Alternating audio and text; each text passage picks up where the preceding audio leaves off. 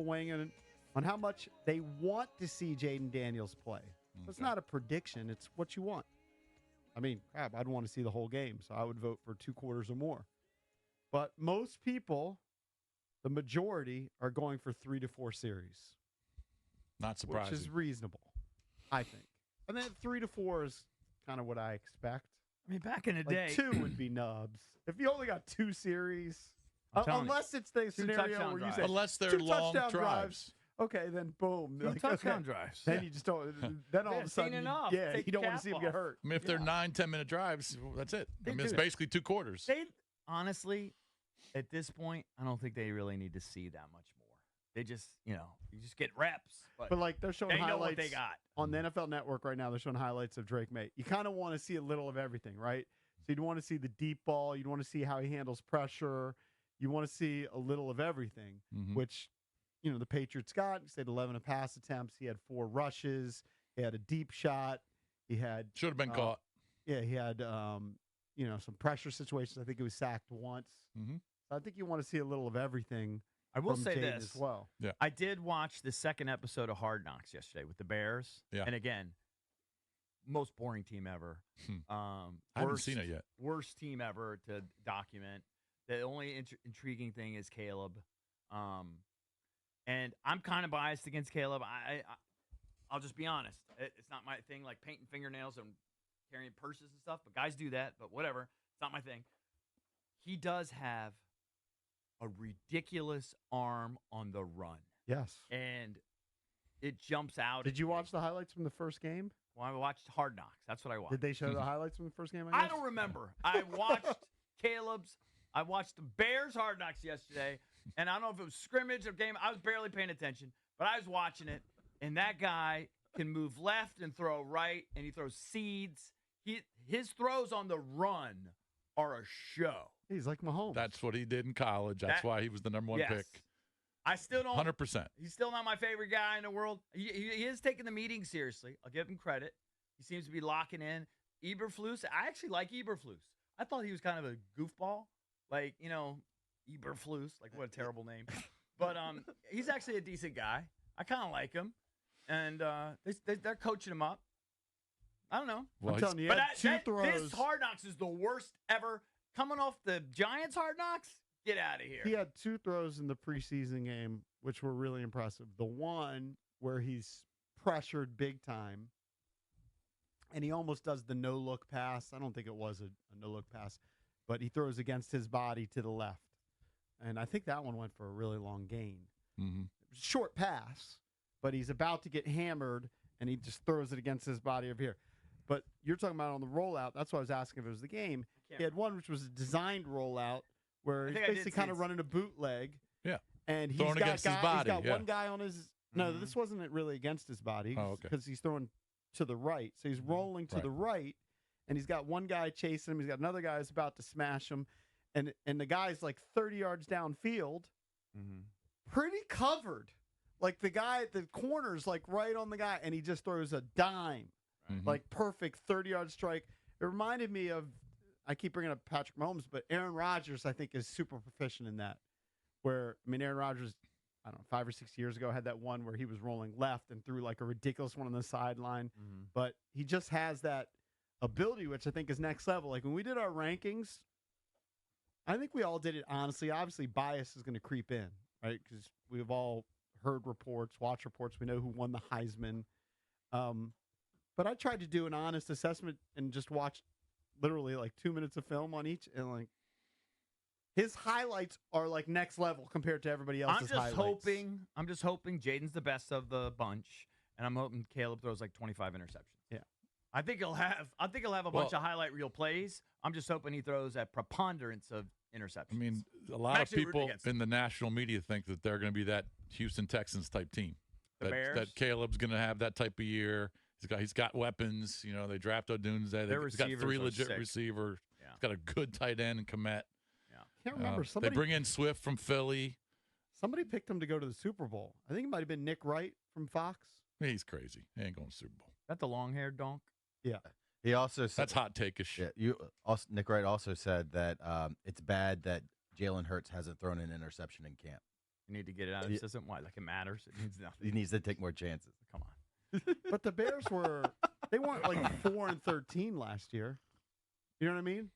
Like they can make a jump in the NFC to get, let's say, NFC Championship. You think it's too far to say win the NFC? I think it's a lot to ask to get to it for a rookie quarterback, even though he's been really good so far in the preseason, to get him to an NFC Championship. That's a lot to ask. Definitely. It's a huge ask. Let's go to Jax in Calvert County. Hey, Jax, what's up, buddy? Well, good morning, guys. Thanks for taking my call. Sure. For Jayden, it doesn't really matter how much he plays for me. I just don't want to look like he's falling apart. As long as he knows what he's doing. He's not going to look that way. He's a pro. What I'm really concerned about is when I listen to the game and everything, are they controlling the line of scrimmage and how the secondary is holding up? Right. Those are my main concerns. Because like you were saying, you guys were saying earlier, I think Jayden's going to be fine. I just think, he just got to go get his reps in, sit him down. Because no matter how well he played, we're not going to learn nothing about what he's going to do during the season anyway. Right. It just give us something to talk about until the season starts. Right. Thanks for taking my call, guys. Thank you, buddy. Jax. One thing the guys were saying, I listened to a bunch of pods with like John Keim and Nikki Jabala, and B. Mitch and Bram and all those guys. I listened to all this stuff about the practice and how things are going. And they're saying, I guess Quinn and McCarthy, they work together, right? In Atlanta for a couple of years, really like each other. And you know how prolific Miami's offense is. Mm-hmm. And they're amazing. Like he's an offensive genius with all the and they're not afraid to show it in preseason. So it's going to be a great test for us to see how we handle all their motion, everything defensively, and really keep an eye on Sanders. Everyone is just like, this kid, saves the corner. He comes from Michigan, right? Yeah. Nothing's going to faze him. No. Nothing's going to faze him. You come from a program like Michigan and you ball out at Michigan, nothing's going to faze you. Right. I've forgotten, but that's why they're saying that he's the best on the staff or on the roster right now. We saw the war room of Adam Peters, like we saw the video. Sandstrom, that's the one where they played like a practical joke on. He took somebody from Michigan or something, right? But it wasn't him. Yeah. Yeah. I mean, Quinn wanted him big time. Speaking of Quinn, Sam Fortier, who we have on the show from time to time, who writes for the Washington Post, covers the Commanders, has an article about the Jahan Dotson situation. And I'll just read from it. It says, Washington Commanders receiver Jahan Dotson said Thursday he wasn't surprised by Coach Dan Quinn's comment that the team is, quote, right in the middle of its search for a number 2 wideout. Dotson said, DQ didn't draft me. Each and every year in your profession, you got to prove yourself. You got to prove what you're worth and what you're capable of doing. That's what I'm trying to do. That's 100% true.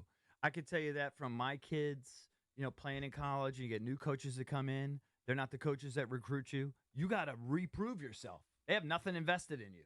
Nothing. And it's even more so at the professional level.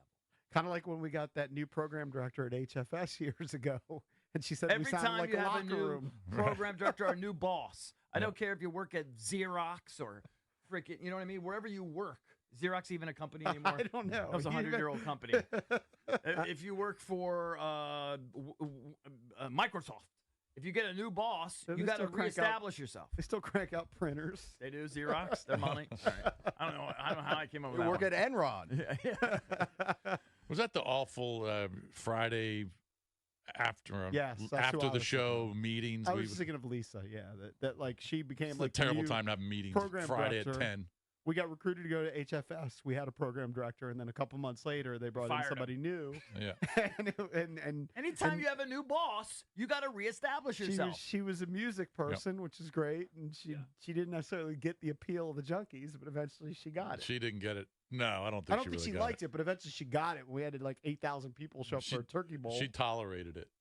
Let's go to Steve in Woodbridge. Steve, what's up, man? You're on with the Junkies. Hey, man. Hey, how you guys doing? We're doing great. How are you? What's up? Love you guys. Thanks, hey, man. Look, you guys are on point as always. Thank you. And my thing is work for the job you want, not for the one you have. Okay. Expand on that. Well, I mean, he's entrenched. He's there, but apparently he's not working hard enough to establish himself as the job that he wants I don't know if he's not working hard enough. I just don't think he's flashing. And it's possible that maybe he's not as good as the other players. The reality might be he was overdrafted by Ron Rivera. He has one trait. Possible, but other guys had him as first rounder. True. He has one trait, which Logan Paulson, who we all respect, who looks at the film, that is brought up that is a weakness, which is physicality. And maybe he's having difficulty overcoming his weakness of the lack of physicality. The other part is Zacchaeus played for Dan Quinn. Yeah, that's a big part, too. It's a huge We all know part. relationships is a big part of the game. And it's just like because he brought in Cowboys. Alluding to it by saying Dan Quinn didn't draft me, or you know what I mean? He's almost alluding to it right there. Yeah. And who shocker? Who's the one receiver that they keep bringing up? Zacchaeus, the guy that played for Quinn, that he signed in Atlanta. Yeah. Yep. Yeah. So he's got to overcome that. He's got ability. Dotson could have come into camp with the mentality, you know what? I'm the 2. Someone's got to take it away from me. But he's not doing enough to keep it.